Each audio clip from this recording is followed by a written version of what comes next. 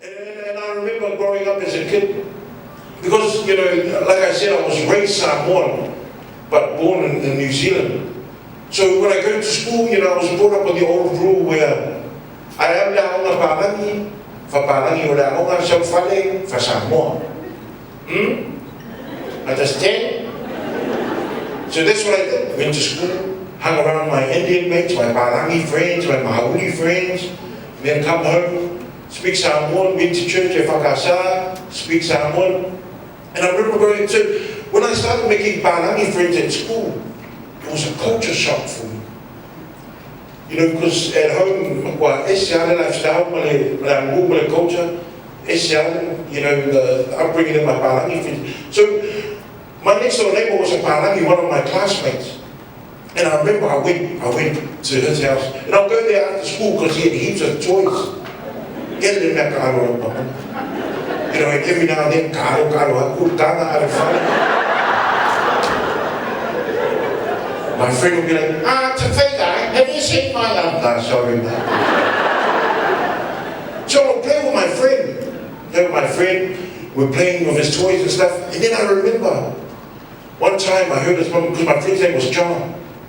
And then I heard his mom say, John! And my friend didn't reply or anything. And I was like, oi. Because you know that Samoan, kasiyaru.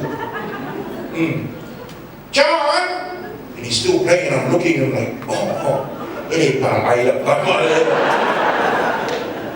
and then there was once more I heard him say, John! And then John turned around and said, what? And I thought, wow! I can't believe it! I'm a what did I think I'm boom! And then I got a shock, I was like, wow! Do you talk to your mom like that? And he just said, just keep playing Tafele. We were playing away. And then John's mom can say, John, I called your name out twice. You didn't respond, and then you say what to me? That's it. Tell your friend Tafalufu to go back home. And I said, sorry, Mrs. Tofila. I said, okay, Fina for Tafa, go back home. I'm going to discipline John. Now, John, I want you to go to sit here. And what happened was, I've never seen this before. She said, John, I want you to go sit down, face the wall. This is your time out.